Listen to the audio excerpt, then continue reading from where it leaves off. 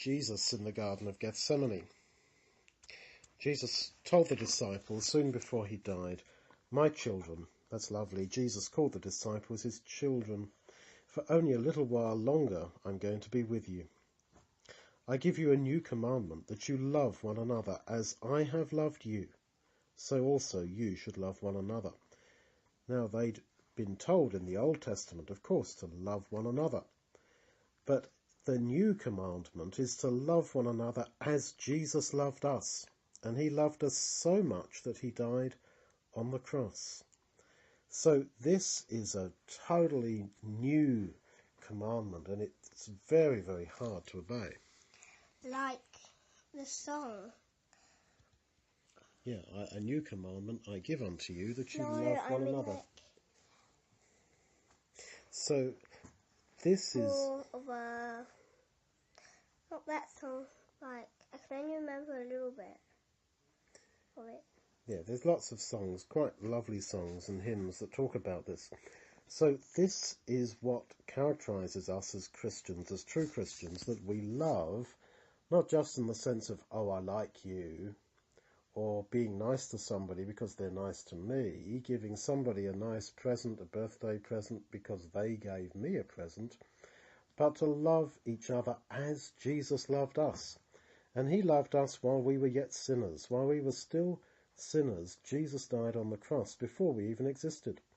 So he took the initiative. That is, he made the first move to show love to us. And we are to love as he loved us. And he goes on, "By this shall all people know that you're my disciples, if you have love for one another." Well, we must copy him. Exactly. In loving as he loved us. And then he says some wonderful words. "Greater love has no man than this, that a man lay down his life for his friends." And that is a verse that's worth remembering. Greater love has no man than this, that a man lay down his life for his friends. So that's quite different to, oh, I love you, so I'll give you a birthday present because you gave me a birthday present. That's quite different. But what does that mean? What does that, do I love you, mean? Well, as he loved us. And how did he love us? Well, he took the first move. He decided to love us and to give his life for us. It means being patient, because we sin, and yet he still loves us. So that's an example of love, to be patient with someone, even while they're having a tantrum or doing something nasty to you. To love somebody even before they have shown any love for you. This is all very difficult, but it's what is so new and so totally fundamental to being a Christian. Well, then you don't really know. Well, you have to don't do nothing back. I won't do something back to me. I'll walk away. I'll walk away. That's right, to walk away from someone who's done bad things to you without trying to hurt them back. That's another example of loving as Jesus did. "You are my friends," he said, "if you do what I command you. I call you no longer servants or slaves, because a slave doesn't know what his master does, but I've called you friends." That's wonderful, that we are the friends of Jesus. Don't let your hearts be troubled. You believe in God, believe in me too. In my Father's house are many rooms. If it were not so, I would have told you. I go to prepare a place or a room for you. If I go and prepare a place for you, I will come again and take you to be with me, that where I am, there you may be also. Peter asked him, "Lord, where are you going?" Jesus replied, "Where I am going, you cannot follow me now, but you will follow me later." Peter said to him, "Lord, why can't I follow you now? I would lay down my life for your sake." Jesus replied, "Will you lay down your life for my sake? Truly I say to you, the cock will not crow before you have denied me 3 times. He said to them, "When I sent you out without money and without extra shoes, did you lack anything?" "Nothing," they said.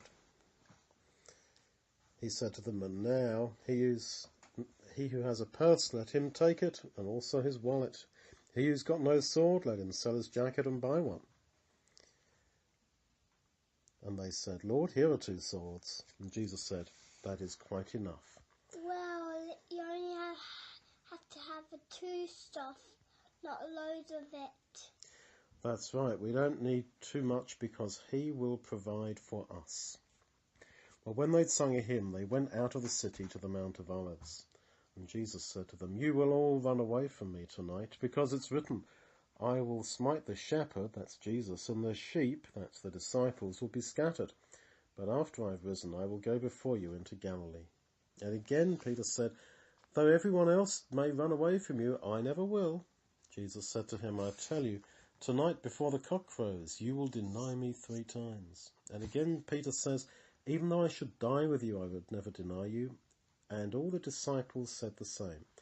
Now let's not be too tough on Peter because he did deny Jesus, because they all said the same. All the disciples said, no, we'll never deny you, we'll die with you. So if you've ever been let down by your friends who promised you something and then they didn't do it, well, you know that Jesus went through the same.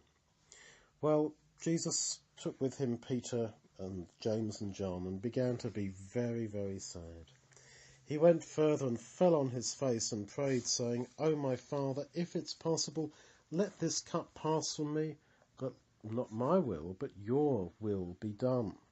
And you see there, Jesus really was not God. He had our nature, and his will was not the will of God completely, because he says, "Not my will, but your will be done."